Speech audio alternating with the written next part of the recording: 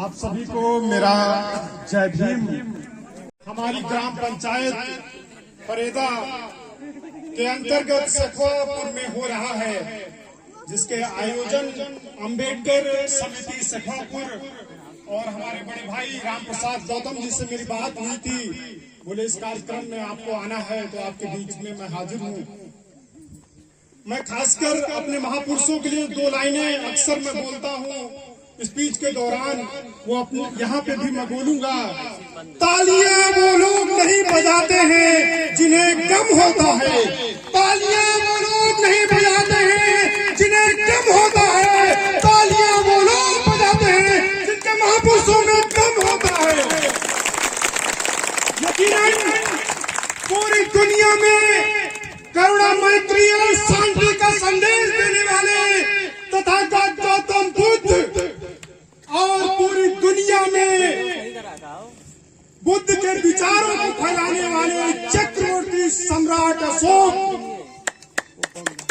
आरक्षण प्रतिनिधित्व का अधिकार दिलाने वाले साहू जी महाराज, शिक्षा की ज्योति को जलाने वाले फुले दंपति, राष्ट्रपिता महात्मा ज्योतिबा फुले और राष्ट्रमाता सावित्रीबाई फुले, उसके बाद में डॉक्टर भीमराव अम्बेडकर, जिन्होंने हम सभी को हक और अधिकार दिया।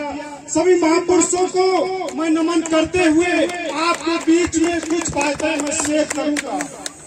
यकीनन ये 4 दिन से प्रोग्राम चल रहा है और हमारी छोटी बहनों ने आपके बीच में बहुत सारी बातें रखी हैं। उसमें से कोई बताएगा या इधर से कि आपने अभी तक क्या सीखा है, कोई एक लाइन में बताइए, या पुरुष वर्ग से या महिला वर्ग से कोई आए सिर्फ बताए कि क्या आपने सीखा।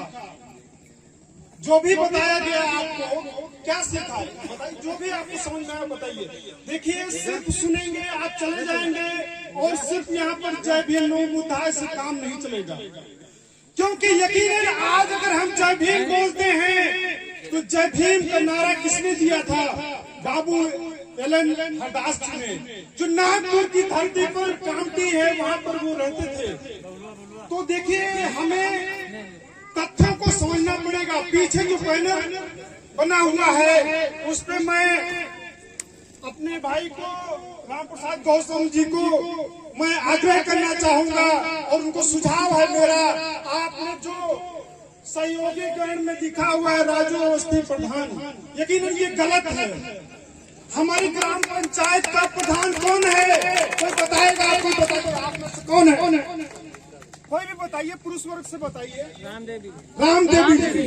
तो रामदेवी जी का नाम होना चाहिए। बाबा साहब ने क्या कहा है? किसी भी समाज की प्रगति उस समाज में महिलाओं ने कितनी प्रगति की है मैं उससे मापता हूँ।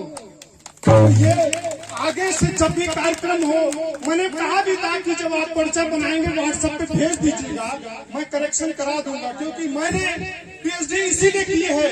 डॉक्टर सिर्फ नाम के ऐसे नहीं लगता है। हमारे बीच में पढ़े लिखे भाई बंधु बैठे हुए हैं, उनको पता है पीएचडी करने के लिए बहुत सारी किताबों को पढ़ना पड़ता है।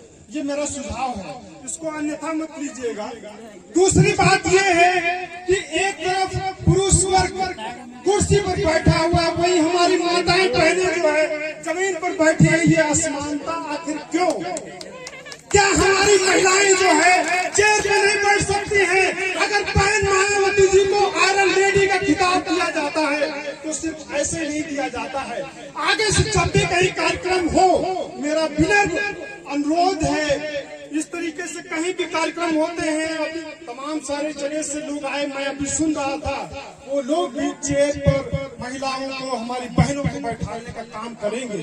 यानी कि जब एक महिला पुरुष के साथ में कंधे से कंधे मिला करके आज सड़क से, आज ग्राम पंचायत से लेकर के संसद में वो जो है झंडा फहरा रही है, तो इस तरीके की हायरार्की जो है नहीं होनी चाहिए। दूसरी बात ये है कि बुद्ध हम पे बात हो रही है, मेरी बहनों को भी आग्रह है कि वो लोग भी धम्म पद को पढ़ें। बुद्ध इस धम्म जो बाबा साहब का आखिरी ग्रंथ है, भगवान बुद्ध का धम्म और उनका धम्म, जिसको डॉक्टर भजन दानंद गोस्वामी जी ने लिखा हुआ है, उसको पढ़ने की जरूरत है। अगर किसी के पास में नहीं है तो हमसे संपर्क कीजिए। समय प्रकाशन, गौतम प्रकाशन और तमाम सारे प्रकाशन हैं जिससे वो छपा हुआ है, आप लोग उसको ले सकते हैं। पीडीएफ में जिसको चाहिए हमारे नंबर पे आप जय भीम, हाय, हेलो जो भी लिख के भेज दीजिएगा, मैं आपको भेज दूंगा। दूसरी बात ये है, संविधान की पुस्तक हम लोगों के पास में होनी चाहिए। हमारे बीच में स्टॉल लगा हुआ है, हमारे भाई से बात हो रही थी कि ये जो कार्यक्रम हो रहा है, ये कार्यक्रम जरूर जो है जैसे पहले की नौटंकी होती थी उसी तरीके से फिल्मांकन हो रहा है, लेकिन आज जरूरत है जिस तरीके से हमारे शरीर को चलाने के लिए भोजन की जरूरत होती है, लेकिन इस मस्तिष्क को चलाने के लिए बाबा साहब और हमारे महापुरुषों के विचारों की जरूरत होती है।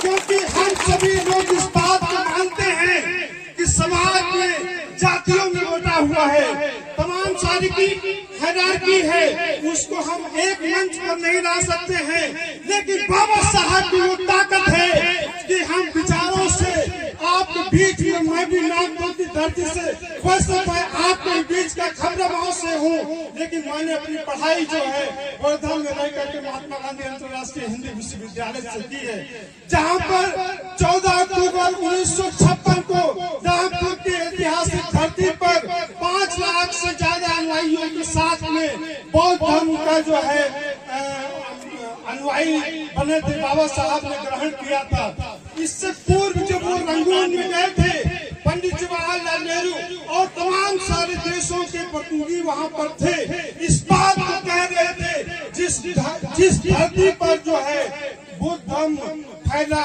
बड़ा हुआ, पनपा, वही आज जो है सूख रहा है।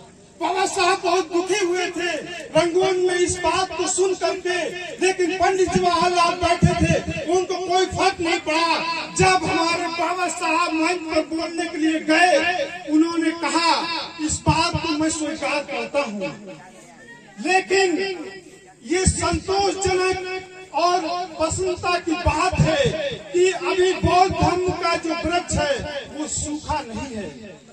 मैं आपको विश्वास और प्रतिज्ञा देता हूँ कि यहाँ से जाने के बाद भी मैं भारत की धरती पर बौद्ध धर्म को सींचने का काम करूंगा, और जब बाबा साहब वापस आए तो पूरी दुनिया में जो दीक्षा भूमि है उसको देखने के लिए आते हैं। 14 अक्टूबर 1956 में अपने 22 मूल मंत्रों के साथ में बाबा साहब ने बौद्ध धर्म को ग्रहण किया।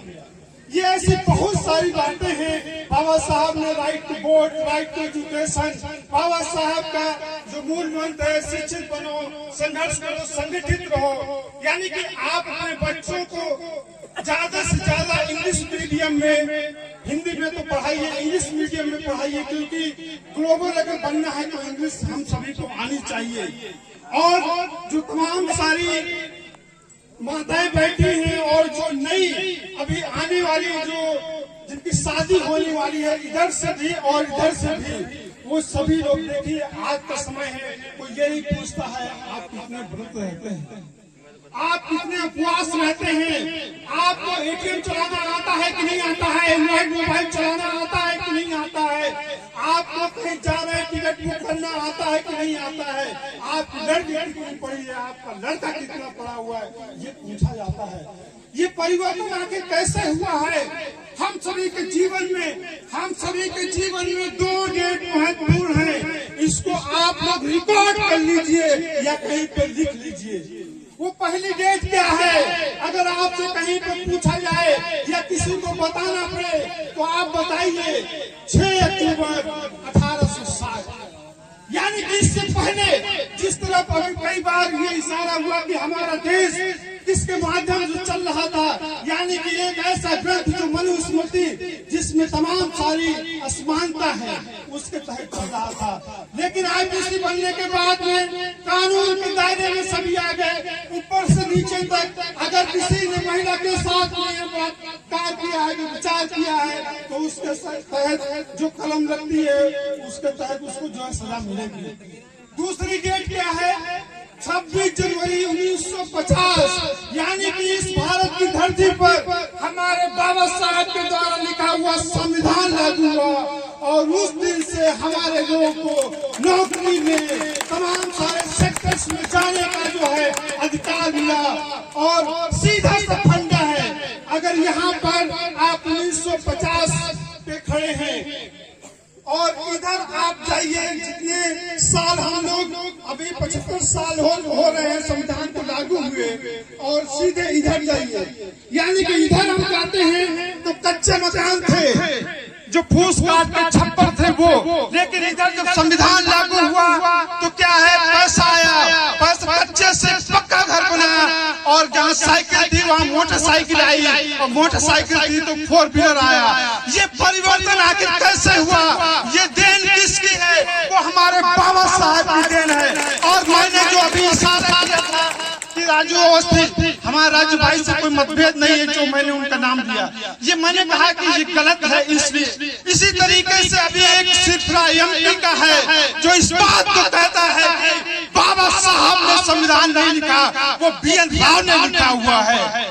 तो इस तरीके से गलतियों को आप लोग मत कीजिए। मैं अपनी ग्राम पंचायत से और सिखापुर से इस बात को ऐलान करता हूँ, जो इस तरीके का जो समाज में गलतफहमियां फैलाते हैं, अगर तुम्हारे अंदर कुबत है, राज्यसभा टीवी चैनल ने, श्याम बेनेगल साहब ने संविधान बनाया हुआ है, आप लोग एक घंटे का समय निकाल करके देखिए। अगर इतना भी नहीं देख सकते हैं तो आप चिल्लाते रहिए कि बाबा साहब ने संविधान नहीं लिखा हुआ है। आज बाबा साहब के भारत ही नहीं पूरी दुनिया में लाखों करोड़ों लोग मानने वाले हैं, क्योंकि बाबा साहब के एक साइन से लाखों करोड़ों लोगों की जो है तस्वीर बदली हुई है। बाबा साहब की वजह से आज मैं आपके बीच में आपके ग्राम सभा का PhD होकर के, यानी कि नाम के आगे डॉक्टर लगने के बाद में मैं आपको गर्व के साथ में बाबा साहब के सामने जो है बोलने के लिए इस काबिल बना हूँ। किसकी देन है? बाबा साहब की देन है। ये ऐसी तमाम सारी बातें हैं जो बहुत सारी बातों को रखा जा सकता है, लेकिन समय कम है। कभी समय मिलेगा तो मैं विस्तार से और बातों को रखूंगा, लेकिन सिर्फ एक बात को कहते हुए फिर मैं अपनी बात को समाप्त करूंगा। अगर कोई कहे कि बाबा साहब को हमें शॉर्ट में समझना है तो कैसे समझेंगे? तो सीधा सा ये है, एक तरफ क्या है, ये विषमता है, तो आपको क्या चाहिए? समानता। एक तरफ क्या है? गुलामी है, आपको क्या चाहिए? स्वतंत्रता। एक तरफ वैमनस्य है, आपको क्या चाहिए? बंधुत्व। एक तरफ जो क्या है? अन्याय है, आपको क्या चाहिए? न्याय। और यही मेरा मानना है। बाबा साहब का 4 जो है मूल सिद्धांत है, इसके तहत ही बाबा साहब ने जितना अपना लिखा हुआ है, हिंदी में, बाद में इंग्लिश में, बाद में हिंदी में ट्रांसलेट हुआ है, उसको आप सभी लोग पढ़िए। डॉक्टर अंबेडकर फाउंडेशन नई दिल्ली की तरफ से उसकी वेबसाइट पे जाइए, PDF में वहाँ पर है। अगर लेना है किसी को तो इंग्लिश और हिंदी में। अभी जो 1 से 18 तक यानी कि जो वॉल्यूम है उसका हिंदी में ट्रांसलेट होकर के 1 से 40 हो गया है। जो पहले 1 से 10 तक का जो है इंग्लिश में था, वो ट्रांसलेट होकर के जो पहले मिलता था वो 1 से 21 वॉल्यूम मिलता था। तो ऐसे ही बहुत सारी बातें हैं, समय का अभाव है, और इतनी बातें मैं कह करके आप सभी से मैं विदा लेता हूँ। 2 लाइनें कह करके कि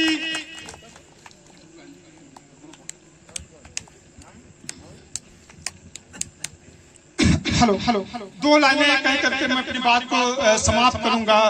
जो पानी से नहाएगा वो निवास बदल सकता है, जो पानी से नहाएगा वो निवास बदल सकता है, जो पसीने से नहाएगा वो इतिहास बदल सकता है।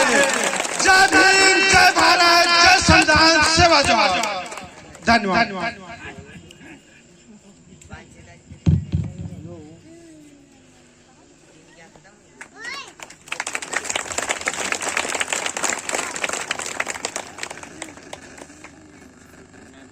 परस जाती है